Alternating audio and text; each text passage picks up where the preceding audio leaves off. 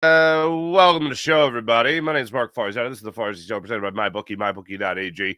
It's wonderful to have you along for the ride. Howie Roseman has two roads. I think there's two options. Over the last 2 weeks, we've been like, what's Howie's plan? What's he trying to do here? And, I go out in public sometimes. Sometimes they let me out. And the question I get, and we've talked about this a lot in the chat, but the question I get is, what is Howie doing? I don't get text messages from people. What is Howie doing? Like I'm in Howie's brain, you know? And I'm trying to pick up on what he's doing, just like most people. The bottom line is money. He's trying to save money, and there's nickels and dimes now that he's trying to save money on.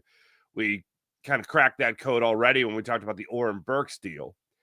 But now Mekhi Becton goes to the Chargers on a 2-year, $20 million deal. You mean to tell me Mekhi Becton wasn't worth a $10 million a year for 2 years deal?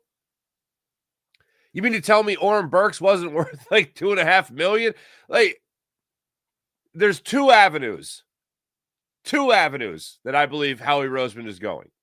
And this is what I tell people when they ask me. And in particular, this happened Saturday afternoon at the Wings game.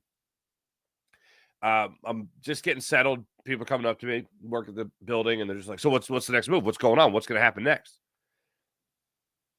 Howie's doing one of two things. This is what I really believe it's coming down to. He's either going to reset the market for the next 5 years when it comes to Jalen Carter and the defensive tackle position with the deal he's going to sign Jalen Carter to. Or, this is what I'm really hoping, because I think he's going to have Jalen Carter get paid either way. But that's either the direction he's going, or he's going to go get Justin Simmons. I am still on there's hope for Justin Simmons coming to Philadelphia train. This just, every single spot, with the exception of their number one priority this offseason, which was obviously retaining Zach Bond, and being that he's your only guy that you retained that was not going to be under contract in the upcoming season, and you literally let everybody else walk that was, that is the spot that they put all their assets into. Like Zach Bond better not, and I don't think he is, but Zach Bond better not be a one-year wonder. Better not be beginner's luck in Vic Fangio's system, okay? I don't think it is, but I'm just saying, this particular offseason where everything's been invested in this, we've uttered the phrase time and time again that Howie uttered at the Combine. We got to take away from over here if we want to give over here. Well, you took away from all of this just to go to right here, this specific spot. Saquon got paid, but that saved them money this year. It's more money down the line, but it saves them money this year. I've said all along that I've been waiting for this Howie wow me type of moment. When I saw the Mekhi Becton move, that he wasn't going to be coming back. And the longer it went, it didn't look like he was coming back. And when the Eagles traded Chauncey Gardner-Johnson and got Kenyon Green back in that same deal, it also made me think, Mekhi Becton's not back either. So now they have two guards that could potentially play that position. They also have two guards that, if needed, could play in light of anything horrific going on with Landon Dickerson and his knee in the offseason. So there's two avenues there that you could go if you need replacement guards at any point, or just one, whether it's Tyler Steen or it's Green playing the right guard position on the Eagles' offensive line. When I saw the Becton deal, I went, I have never seen Howie Roseman pinch pennies in the way that he is pinching pennies this season. Now, this offseason. Now, of course, you can look at the Bond deal and go, oh, he's not pinching pennies there. You can look at the move with Saquon Barkley, the contract extension. Certainly not pinching pennies there.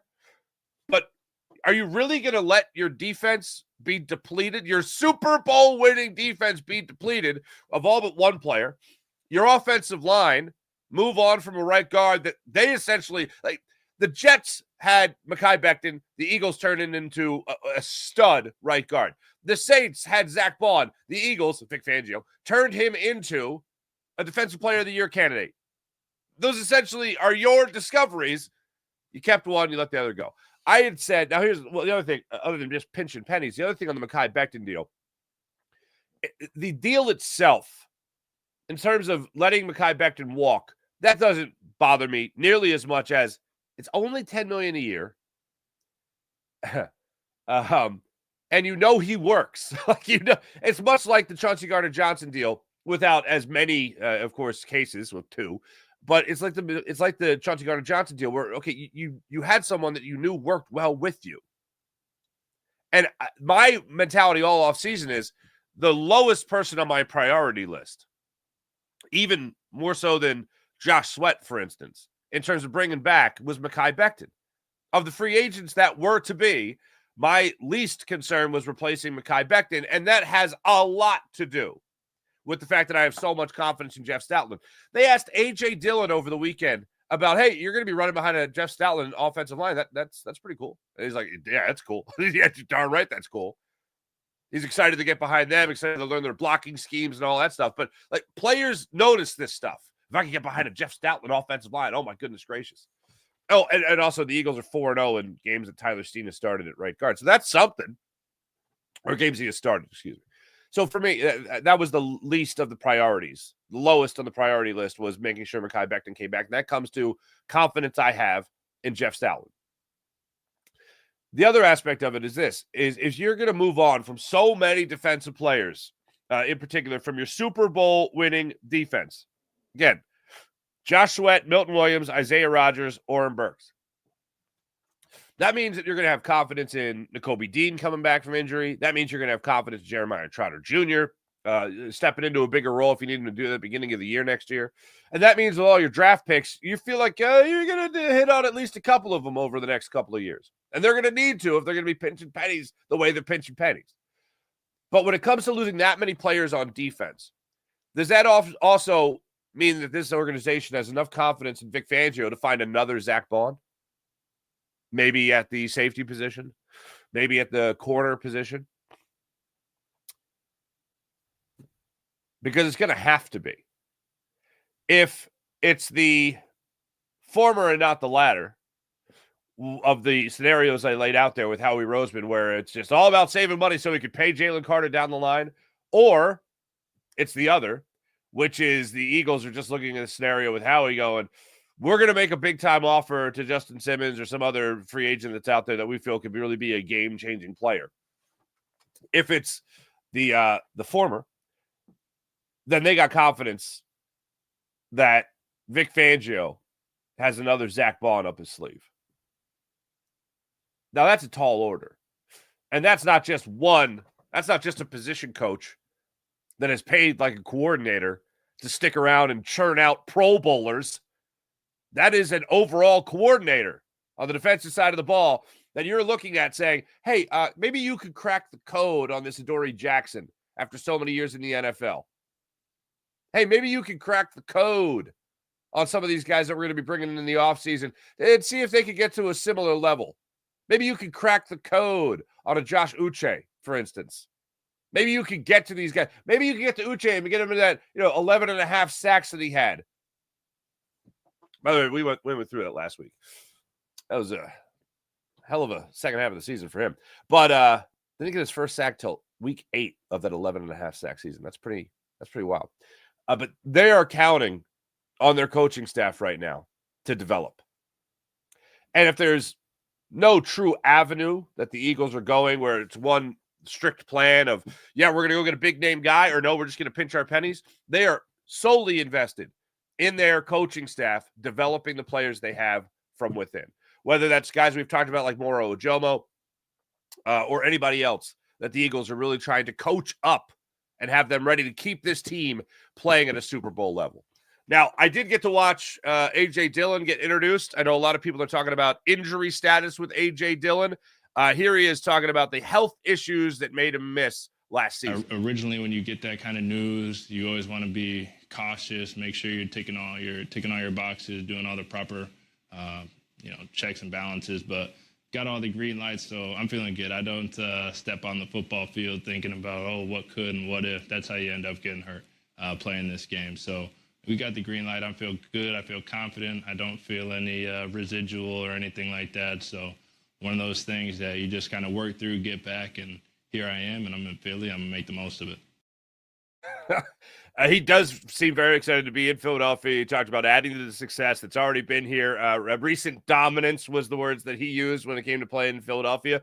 But started off press conference, the first question that was asked him was about the neck injury. He really didn't offer much except that he was ready to go. There was a follow-up question. That was the answer you just heard to it. He has been cautious.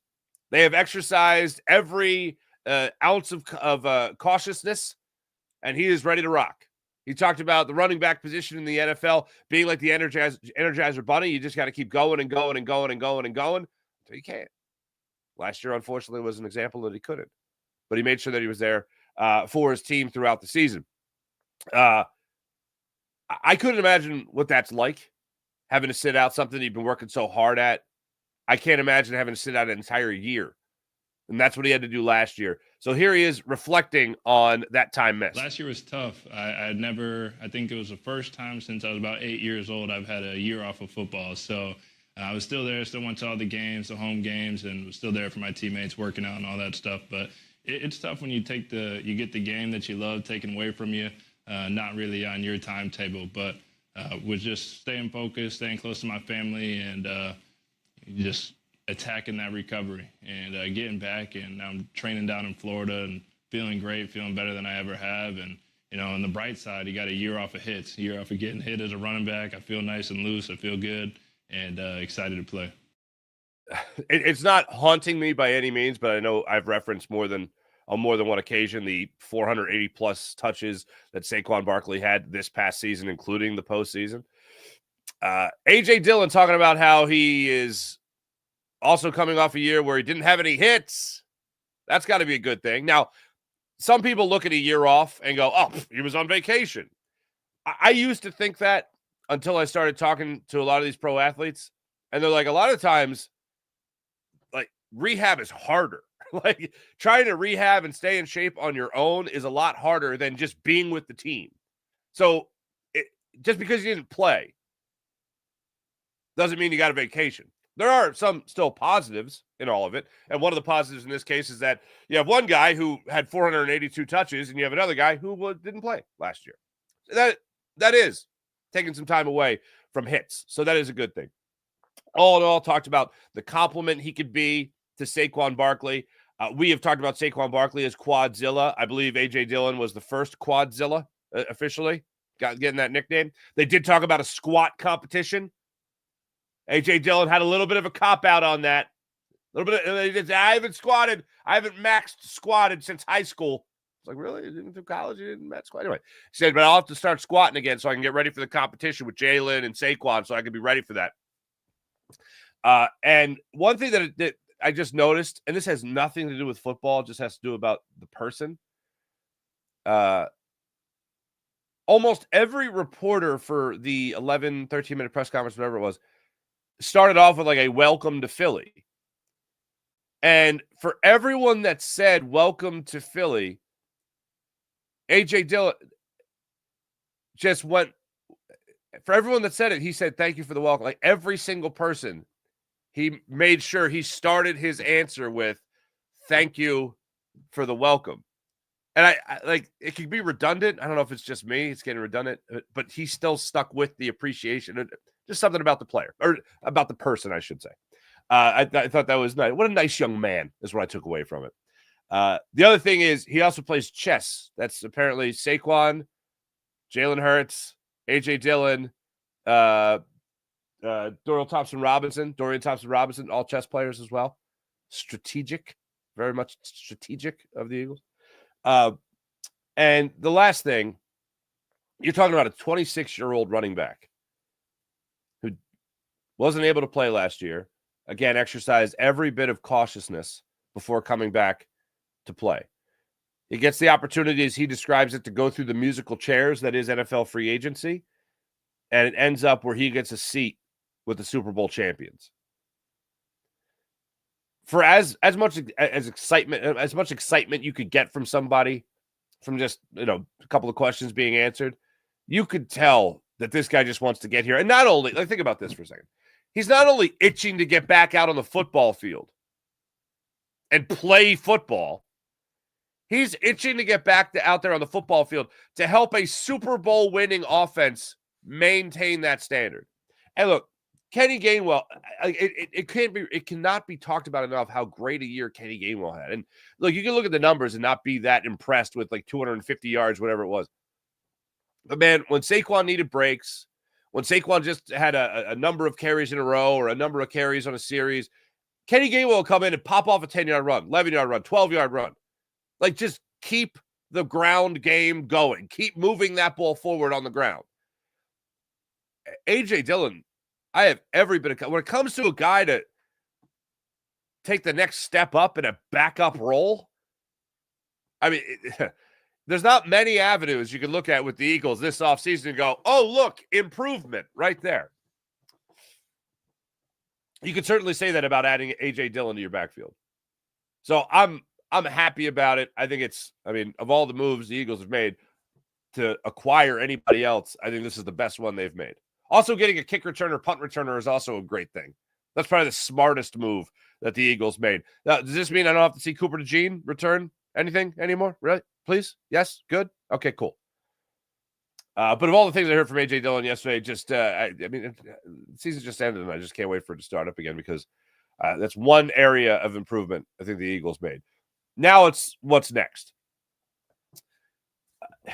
I feel like every year I go into the draft with an idea that the Eagles are going to trade somebody on a draft day trade and get something going here. And maybe that's the Howie wow me move, Dallas Goedert going to be that guy. I could see Dallas Goedert getting moved on draft day. Yeah, I could. I absolutely could. It just rarely ever happens. That's going to be the next shoe to drop. I don't think Dallas Goedert, and I've said this before, I don't think Dallas Goedert is the type of guy to be holding out on a contract. I don't think Dallas Goedert is the type of guy to be holding out on a deal. I think that guy just wants to play football. But he also knows wrong side of 30 and all that. He wants to make sure he gets paid. So this could be the year where he's heavily influenced to do that. The idea of the Eagles telling him, yeah, go ahead, see if you can get yourself a trade, see if you can go get yourself a new deal, and we'll approve it. Well, they're kicking the tires. Shoes are still falling. Shoes are still dropping throughout the NFL. No movement in that regard just yet. That's probably going to be the next one. But going into the draft, I always feel like there's one player that you can look at that say, oh, this guy's going to be looking for that new deal. This could be the guy the Eagles trade, whether it's Hassan Reddick, whoever. Going into the last year of a deal, not being happy with it, that's always on the table. So Mekhi Becton has moved on. The Eagles have moved on from him. The next one could certainly be Dallas Goedert. That's the one where you're going to be looking at this offense saying, do they have enough to maintain what they had last year? If they still have Saquon Barkley and they still have Jalen Hurts, that's a pretty damn good start. They still have A.J. Brown. They still have Devontae Smith. That's also pretty good. Either way, whoever is at right guard, I've maintained this philosophy that offensive line is still going to be pretty dominant. The tight end position, Grant Calcaterra is going to have a lot of work cut out for him, and whoever else the Eagles bring in to help that situation. We've talked about a number of people that they've interviewed through the draft process, top 30 visits and all that. That's going to be the position that we look at and say, is this where they took a step back offensively? Defensively, a lot of guys that are going to be trying to prove themselves. I think I've referenced this every show. The NFL offseason is always tough because you don't have the plans in front of you. You don't know what Howie is scheming. But as of right now, even for the cap going up as much as it did, they're still shuddering away from that number as far as they can. They're now, instead of shuddering, they're now trying to take giant leaps away from it. So those are things that you're going to be watching throughout this offseason. But when you don't have the blueprint, when you don't have the arrows pointing you exactly where the Eagles are going, it can be extremely frustrating. They haven't upgraded at the safety position. Adoree Jackson is a fine player. I put him right on the same level there as Isaiah Rodgers. A lot of experience, as we all know. He's obviously played more recently than Isaiah Rodgers did before coming to the Philadelphia Eagles. But there's no huge step forward defensively. There's no huge step forward anywhere since the Eagles walked off the field after winning Super Bowl 59. No huge step forward. There's status quo maintained with a very high status quo in Zach Bond. And I'll rest on this. I'll sleep easy knowing that, yes, the NFL still had a lot of catching up to do with the Philadelphia Eagles. You win the Super Bowl in a blowout, it shows that you're pretty far ahead of the pack. I also saw my man Joe Giglio on WIP talk about the Milton Williams deal. And Joe's great. Love Joe. And I think he's absolutely right that the point was that the rest of the NFL looked at a guy like Milton Williams and said he's worth this amount of money. I think Milton Williams is going to continue to be a very, very good defensive tackle in the NFL. I do not believe the New England Patriots are going to get a $100 million player. I don't think they're going to get the standard of a $100 million player. Now, as it turns out, even if it was an $80 million deal, even if it was something like that, even if it was whatever the Panthers were going to be giving him, even if it was a little bit lower than that, the Eagles still weren't bringing him back. And I think the rest of their offseason moves to this point have pretty much dictated that. But when I look at the deal that the Patriots gave him, I can't see Milton Williams be a number one guy because I haven't seen him be a number one guy. And you talk about a guy that the Eagles nurtured and brought along and all that. He still looks like a guy to me that has a lot of work to do. For all the talent that he has, all the work that he has put in already, comparing his contract to his Super Bowl championship when he signed with New England last week, I think overall, the Eagles looked at Milton Williams and said, he's not going to be a number one guy. Jalen Carter is that number one guy.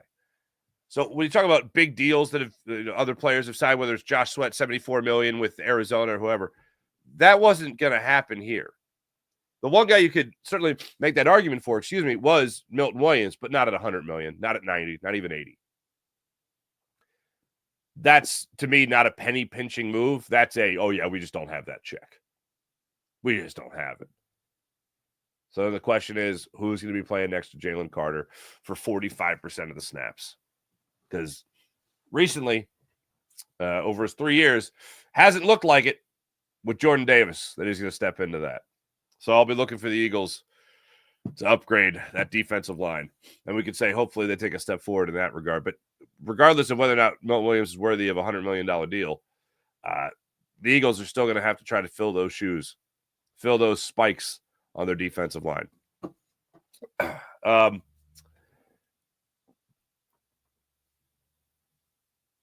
The Philadelphia Phillies have Andrew Painter, and I'm so glad no one else is using this phrase, but I believe it applies, in a huge ramp up, I don't know what to call it, schedule. He pitched a live hitting. The Phillies had their huge blowout prospect game, almost their futures game over the weekend. And impressive stuff, right? But Andrew Painter did not participate in it. The biggest of the names, most anticipated of all the names, guy that was supposed to be in your rotation last year. And think about how that would have helped you. If Andrew Painter's as good as he's supposed to be, and you have him and not Taijuan Walker, you're feeling pretty good about yourself as a pitching staff. So the latest I saw was August. The happy median there is July. The optimist is June. I heard Corey Simon over the weekend talk about how Andrew Painter, after pitching the live batting practice, faced Bryson Stott. I know he faced Bryson Stott. I know he faced Brandon Marsh. I think he faced Trey Turner as well. Of all these guys, or after facing these guys, Andrew Painter goes up to the microphones afterwards, and I think very wisely said, well, when I did this 2 years ago, I felt really good.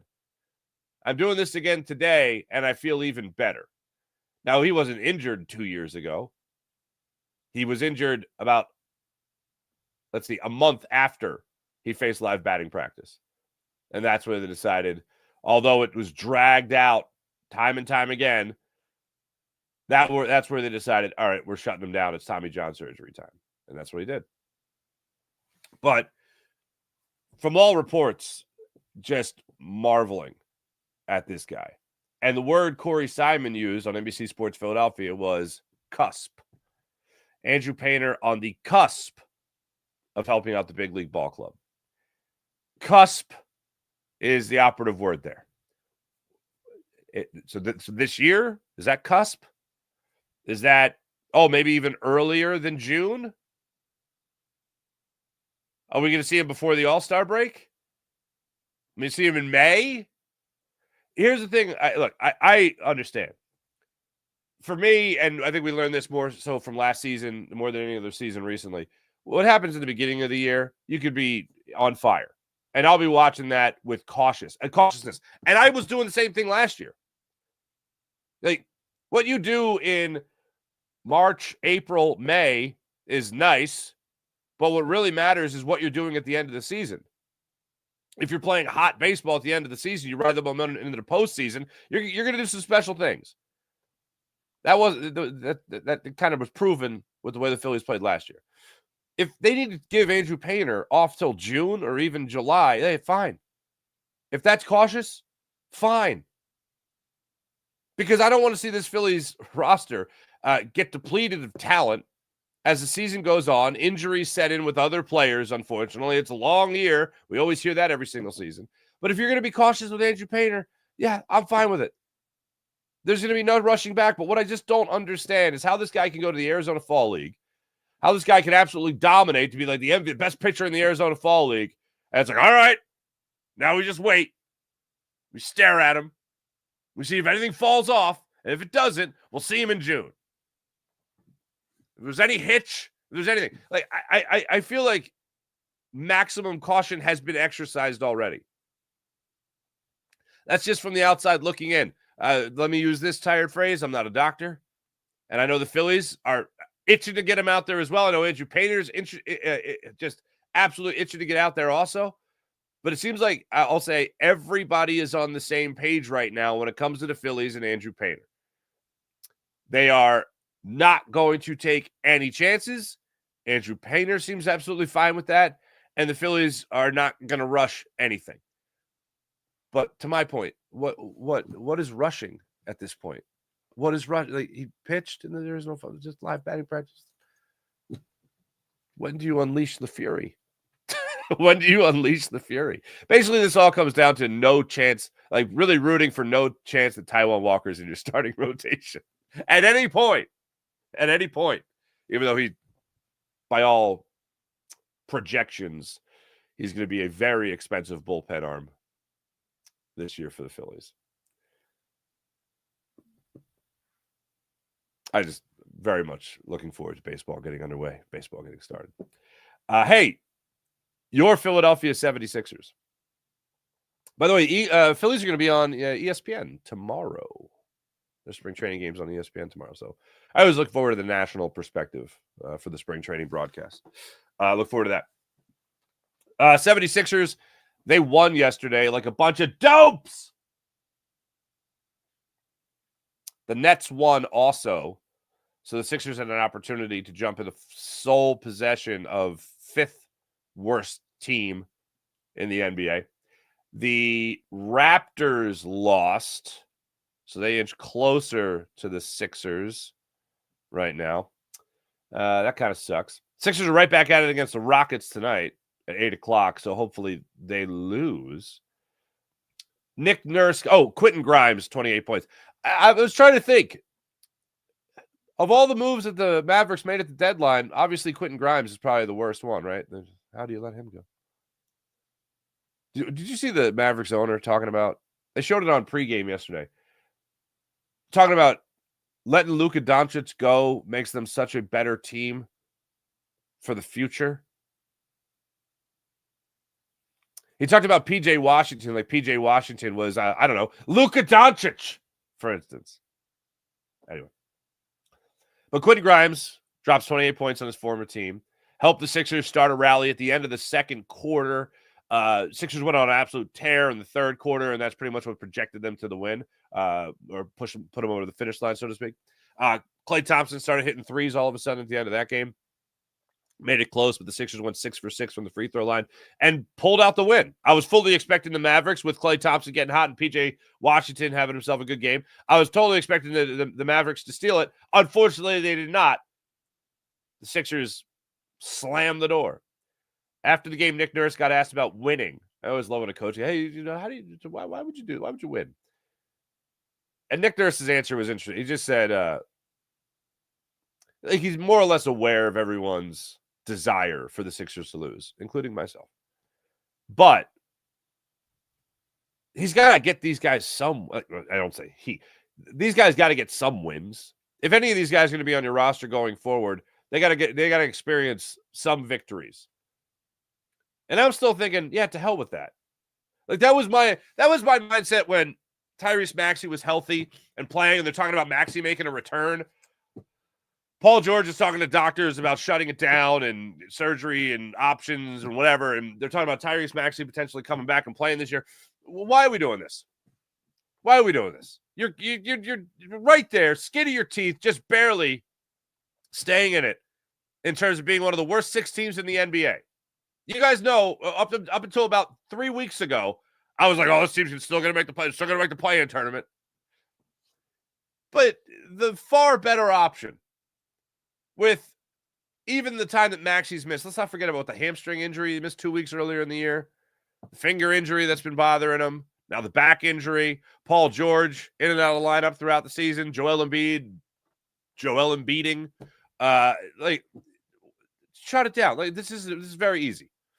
Shut it down. See you next year. Keep your top pick, in other words. So Nick Nurse gets asked about it after the game, and he talks about how he's got to get some of these guys wins. Some of these guys aren't even going to be here next year. Jalen Hood Schifino, who started hitting threes yesterday out of nowhere for the Sixers. Well, he himself is out of nowhere for the Sixers. Like, is he going to be on the squad next year? Hey, maybe. But are you riding or dying with these guys? Fortunately, they do have a tough schedule. Unfortunately, I got the Wizards, twice, I think. Got the Raptors another time. Got the Hawks another 2 times. Rockets tonight, like I mentioned. Back-to-back for the Sixers, playing a good basketball team. Hopefully you lose that. The Nets have shut down, for all intents and purposes, Cam Thomas. He's done for the year. He's only their leading scorer. So things are going to get easier for them to be terrible. Hopefully, I don't know. Cross my fingers, same thing happens with the Sixers, but they got Quentin Grimes turning into Michael Jordan over here. They got Jeff Doughton Jr. actually putting in buckets. They're going to ruin it. I'm going to say never here. I would never support another process. The first one went horrible. The first one got you an MVP season from Joel Embiid. Not worth it. And the first one got you, how dare I forget, Orlando Summer League champions. Thank you, Nerlens Noel. And that's it. I would never support another process. I will, and I do, and I am supporting a tank. I can take a tank. I can't take another full-blown process. And that's what I'm hoping the Sixers do to wind down their now 15 remaining games of the regular season. Lose as much as possible. And then the Phillies will start. And that'll be that. So that's what happened with your Sixers yesterday. Let me tell you about MyBookie. MyBookie.ag. Download the app, create an account, use promo code FARS to get up to $1,000 redeemable cash bonus. And MyBookie. MyBookie.ag. Better than the world of sports. Television. You get even better than the world of television with MyBookie, MyBookie.ag. Use promo code FARSY. Get up to $1,000 redeemable cash bonus at MyBookie, MyBookie.ag.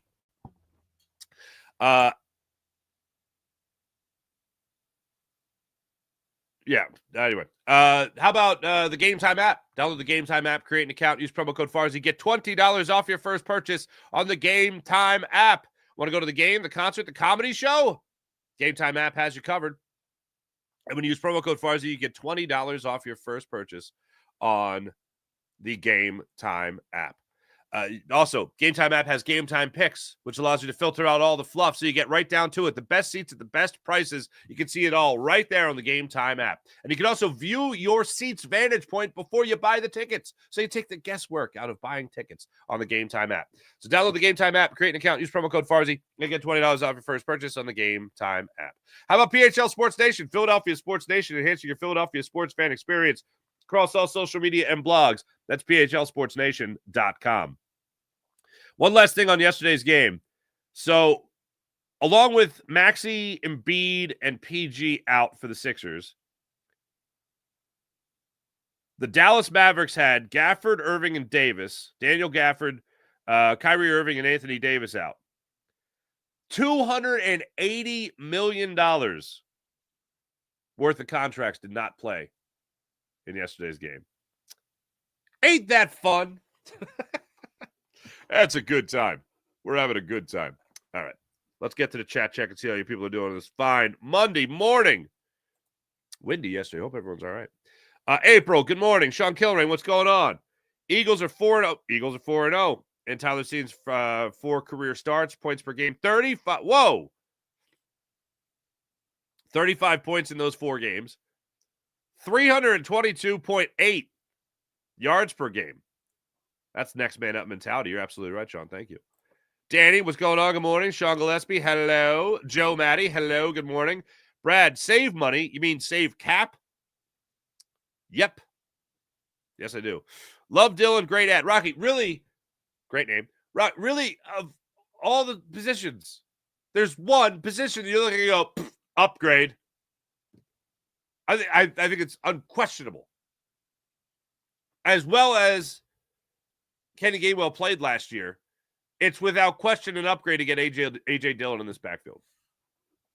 I absolutely love it. Daniel Wilt, hello, good morning. Highest paid wide receivers in the NFL. Oh, is this Jamar Chase? Yeah, Jamar Chase. Well, Jamar Chase and T. Higgins, I think, just became the highest paid duo. The fact that A.J. Brown's 4th on this list is amazing.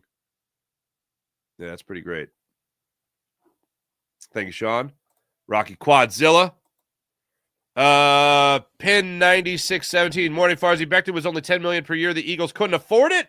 I hope Howie uses those picks wisely to get us a game changer in here. That defense is nowhere near the same.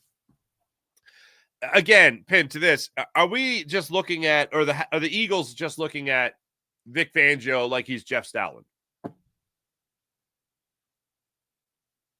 Oh, no matter who we get him, the system. Like for a coordinator, you can talk about, oh, the system's great. You can put anybody here and it'll be great.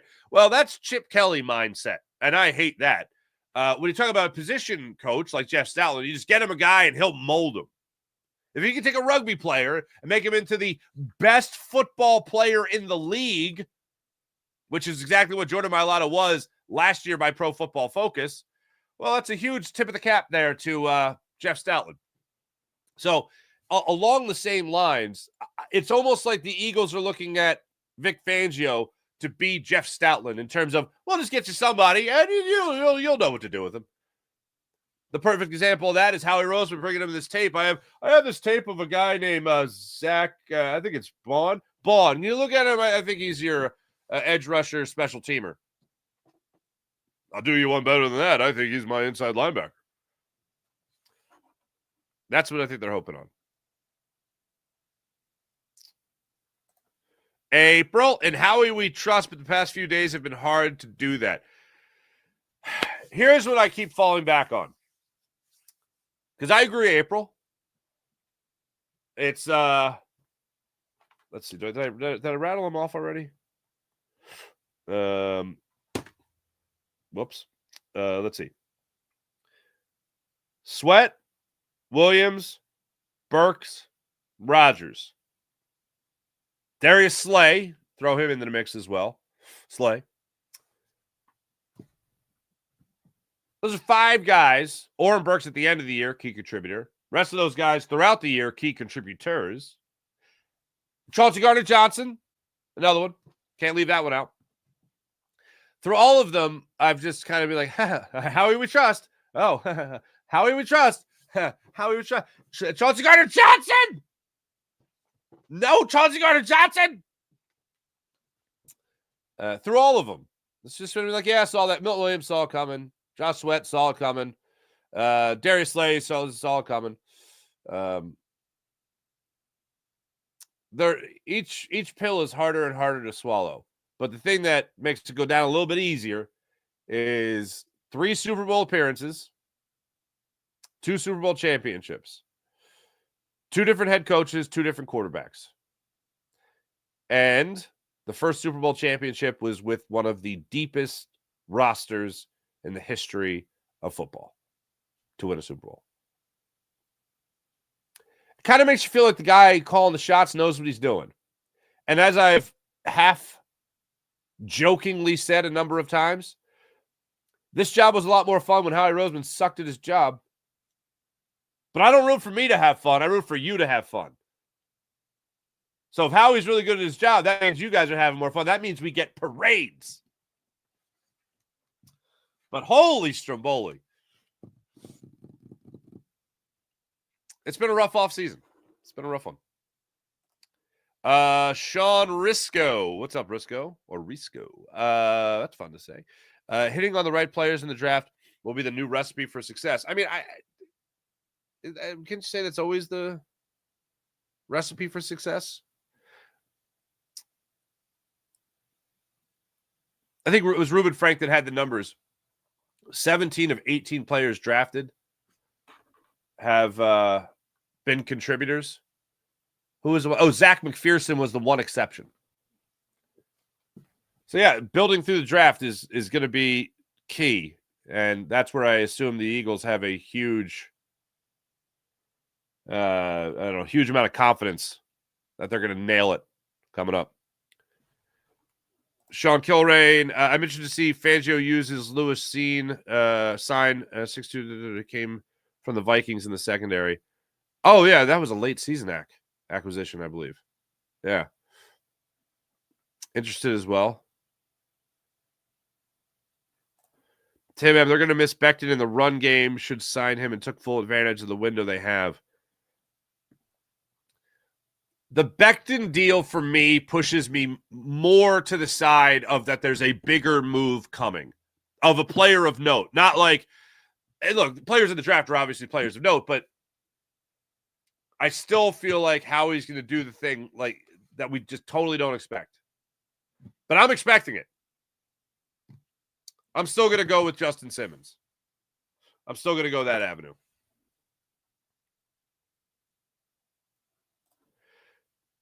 Dallas has missed a lot of games in his years with the Eagles. He absolutely has. It's not about the talent with Dallas Goedert, Norman. It's absolutely about Comolio. Is that how you say your name? Do you pronounce the G or do you go G silent? Dallas has missed a lot of games in his years with the Eagles. Yeah, he's missed a lot, unfortunately. It's never about talent with him. It's the best ability is availability. Paul Mancini, it's not about saving cap. It's about the cash outlays in 2025, 2026 as some big contracts are coming down the pike. Jalen Carter mentioned it. Absolutely. Sean Gillespie, stare at him and see if anything falls off. Must have very good doctors. That's Andrew Painter. That's what they're doing with Andrew Painter. Andrew Painter pitched in the live batting practice, and then they just put him in a glass case. Like he's a Honus Wagner baseball card. They just stared at him. Everything looks good. Keep him in mint condition. Looks like 2013 three-peat. Looks like 2013 all over again, giving free tickets out. Laughed my ass off. I work at Wells Fargo Center. People are stressed. Shall we go on the Game Time app and just Sixers have 5 more games left on the 6-game road trip. Let's see here. Oh, here you go. All right, March 26th. Wizards at Sixers. $2. Where are you sitting for $2? Okay, upper level. Yeah, that's about right. $3. Oh, $3. That's still upper level. Never mind. $16 lower bowl. $15 lower bowl. It's a good time to take a kid to a game. Have the experience. $13 section 108 for the Wizards right now on the Game Time app. Promo code Farzy, $20 off. That's like go for free. Flipman 435. Hello. Or 11 435. Just tank again. What's the point exactly? You have a chance at Cooper Flag at least. You have a chance. Jared McCain running around. There you go, 3-peat. Shayna Moon, good morning. Although the Sixers season is over, I'm enjoying the play of the new young player. See, these are the perfect losses I talk about, Shayna. And if Klay Thompson would have hit like 2 more threes, if PJ Washington, or no, it wasn't PJ Washington, Spencer Dinwiddie, if he would have hit the 3, then I'm talking about the perfect loss again for the Sixers, where they fought, they gave you something to watch, but they lost. Perfect loss. A super perfect loss is when they lose and the Nets and Raptors win. That's the perfect. That's a super perfect.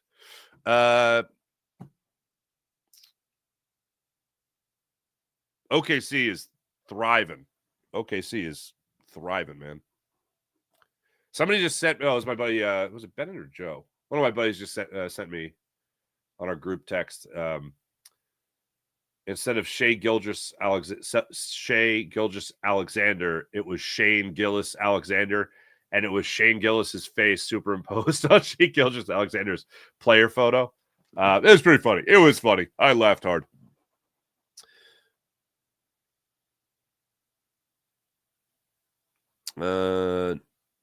We need to do the process. Wait. No need to do the process. Just tank this year. Thank you. We will. Jared McCain, Taggart's actually healthy for next year. We'll have him, I guess. That was the other thing that came out. Thank you, 3-peat. That was the other thing that came out of that interview that what's his face? Daryl Morey did, where people got all up in arms about him saying that Sixers fans are only driven by anger. And I, of course, on this show corrected him and said, no, they're what's funny is they're driven by winning. That's the crazy thing. Go figure. That's what really drives them. And when you don't win, they get pissed off. That's what makes them angry. But they're driven by winning. But yeah, the other thing was that he'll actually ask Chat GPT. I don't mind that at all. What I mind is him saying that Chat GPT gets a vote. Excuse me? What? The bot gets a vote? No. I've used Chat GPT. I've used it just as like throwing it out, like subject matter, and I'll be like, just listen to it, and they're like, oh, I missed that. I want to get this. But I wouldn't say it gets a vote on how I do my show or anything I would write. Oh God. Daryl Morey can take his analytics and shove it where the sun don't shine. Thank you, Mrs. Sandman. Whoa, Danny, do you see Terrell Owens as a coach for the Eagles in the future? No, I don't. I love it. That's a great story, but I don't think it happens. Yeah, I think that's everyone's on the same page there. 3-peat, paying Carter, absolutely. Mr. Sandman, I'm glad you asked that. Stoutland could take Farzy and turn him into an all-pro lineman. I have had a conversation with Jeff Stoutland about it. This was 2 years ago, and I asked him, just basically, what do you look for? And yeah, could you do it with even me? I did throw that in, and he looked at me. He looked me up and down, and he goes, "How's your lower body?" What was the word? Lower body. It was something like lower body lateral movement. And I was like, non-existent. He goes, yeah, you got no chance. So the first thing he looks for is how you, like, basically not just how you move your feet, but how your upper body, it was like very complex the way he put it, but it was like how your upper body moves with great fluidity with your lower body. Like it's all a rhythm. And it was just like, I'm already done. I'm already done. I just retired. Yeah. How about Bill Belichick lifting his 24-year-old girlfriend? They're doing like yoga poses on the beach together. God bless him. God bless him. Brian Pumper. Phillies are going from daycare to life care. Old man team. Wine night is wine. Eagles cap next couple of years is very ugly from kicking down the road. Howie is saving money for the next 2 years. Great job, Howie. Letting everyone walk wasn't easy. Yeah, it wasn't. I think I got everybody. Thanks, everybody in the chat. You guys are wonderful as per usual. Morning Rush brought to you by Sky Motorcars, SkyMotorcars.com. Check out Brett's amazing inventory at SkyMotorcars.com. Sixers, as I mentioned, back at it tonight against the Houston Rockets. 8 o'clock tip-off tonight. That's a loss. As of right now, looking at the standings for your 10-9-8 76ers. As I mentioned, the Nets won like a bunch of dummies. Come on. Big bucks. No whammies. There we go. The Nets won yesterday. So now it's the Jazz, the Wizards, the Hornets, the Pelicans, the Nets. The Sixers still in control of the 6th worst record in the NBA. They are 1 game worse, which is better in this instant, 1 game worse than the Toronto Raptors. Actually, half game worse than the Toronto Raptors. So keep that energy. Keep that energy. Sixers play tonight. And I think everybody else is off. I think the Raptors and Nets are both off. Oh, no, the Raptors are... Okay, they got a West Coast. Raptors play the Suns at 10 o'clock. But the Brooklyn Nets are off tonight. So Raptors, go ahead and beat those Suns. Go ahead and beat those Suns. Go take it to them, please and thank you. Your Philadelphia Flyers. So they beat the Lightning. That was a fun game. That was a shootout. And then they lost to the Hurricanes. Now they got the Tampa Bay Lightning tonight at 7 o'clock. That's what you guys got. Thanks for watching. Thanks for listening. You guys are great as per usual.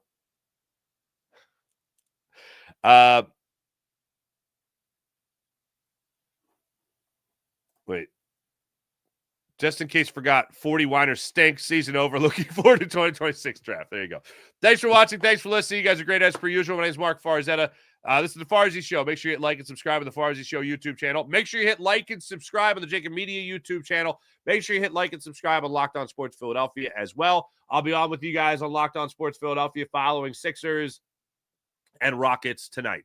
Fastest 15-minute post-game show there is. See you guys then. Have a great rest of your day, everybody. Again, my name is Mark Farzetta. Like and subscribe on the Farzy Show YouTube channel. Catch you guys later.